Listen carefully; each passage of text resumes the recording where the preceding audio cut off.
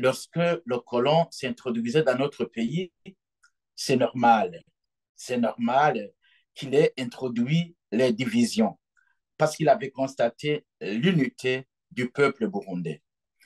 Il y a un prêtre blanc, justement, qui est venu au Burundi les premiers moments de l'introduction du colon dans notre pays et a été étonné de l'unité et de la relation entre le peuple burundais et les dirigeants. Et parce qu'il avait été étonné de cette façon dont les Burundais s'adressaient à leur chef.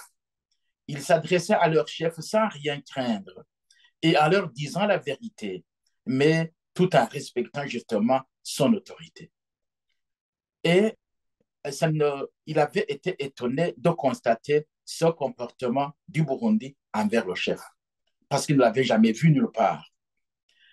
Et pour justement asservir son peuple, ce blanc a introduit des mécanismes de division en disant, voilà, vous avez un nez très court, un nez très long, un nez aquilaire, et vous êtes intelligent, l'autre n'est pas intelligent, vous êtes appelé à diriger, l'autre appelé à servir. Voilà comment il a introduit les racines de division. Cependant, ces racines n'existaient pas avant l'introduction du colon dans notre pays. Certes, oui, le blanc a introduit, a semé ces divisions. Mais ça fait combien de temps? C'est plus de 5 décennies que le blanc est parti. Maintenant qu'il est parti, est-ce que le Burundi devrait continuer à accuser le colon comme source de division et comme si justement nous n'avons pas encore compris qu'il y a eu un problème avec justement ces divisions dans notre pays?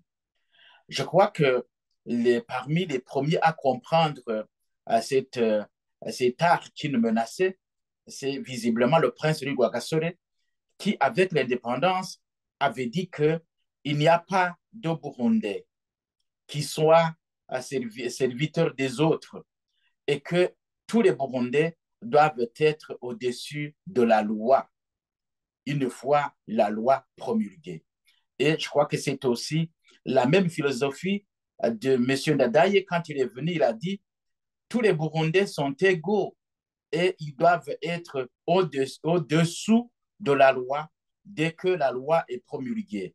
Qu'il n'y ait pas des Burundais qui se targuent d'être supérieurs aux autres, nous devons être égaux. Et le dirigeant doit traiter les Burundais comme si justement ils étaient à l'équidistance et non pas continuer à traiter les Burundais selon les relations qu'il établit entre les catégories. Et je crois que c'est aussi ce que nous avons observé et que après la mort de Rwagasore, il a été introduit des systèmes qui étaient bâtis sur des divisions des Burundais, en arguant justement la région, l'ethnie et d'autres critères et pour que justement il y ait uniquement un petit groupe qui s'arroge le droit de galvaniser les richesses de l'État et de le distribuer à qui il voulait les distribuer. Et c'est pour cette raison que nous avons eu dans notre pays des gens qui étaient riches, qui pouvaient fréquenter les écoles, qui pouvaient devenir des fonctionnaires de l'État, des militaires et d'autres non. Voilà ce que nous avons observé jusqu'en 1993. Quand Dadaï est venu, il est venu s'inscrire contre ces divisions. Et voilà qu'au lieu, au lieu de poursuivre son chemin, il a été tué et les divisions se sont manifestées de façon cruelle. Voilà ce que nous avons vécu. Maintenant, avec l'accord d'Arusha, nous avons tenté de trouver des solutions à cette crise qui a perduré.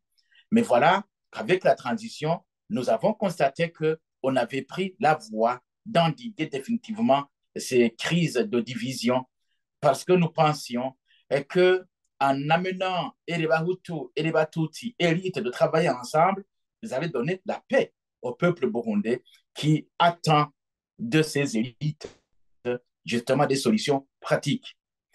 Mais voilà qu'avec le CNDD-FDD, Et il a ressurgi les divisions parce qu'il y a aujourd'hui le CNDD-FDD. Tu n'es pas du CNDD-FDD, tu n'es pas citoyen burundais, tu n'as pas été guerroyé sur le terrain, tu deviens un citoyen de seconde zone. Et voilà. Donc, ce sont des divisions qui se poursuivent. Maintenant, qu'il y ait une semaine dédiée à la lutte contre les divisions, c'est une bonne chose. Mais pour moi, la question qui est posée, c'est qu'il y a toujours une différence entre ce qui est chanté et ce qui est pratiqué.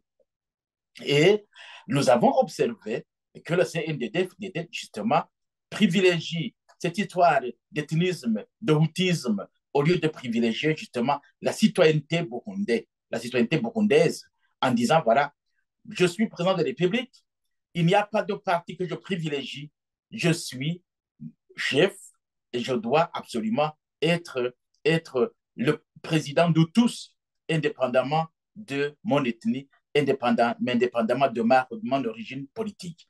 Malheureusement, et jusqu'à présent, il ne parvient pas à se hisser jusqu'à ce niveau-là. Et voilà pourquoi nous continuons à souffrir malgré les semaines dédiées à l'unité nationale, malgré la fête du 5 février. Donc, nous avons besoin de franchir une étape. Ça veut dire nous avons besoin d'un pouvoir qui doit, où le président s'érige au-dessus, au-dessus de toutes les ethnies et être à l'équidistance de tout citoyen burundais. Voilà ce dont nous avons besoin. Mais sinon, le reste, ce sont des champs inutiles. J'avais proposé dans le temps que la solution la plus pratique est d'amener tous les Burundais à vivre dans des agglomérations, dans des villages, parce qu'on a constaté que les gens qui vivent dans des villes ne sont pas inoculés comme des gens qui ont vécu à l'intérieur du pays, parce qu'ils vivent ensemble, il n'y a pas d'enclos, il n'y a pas de méfiance, il n'y a pas de suspicion.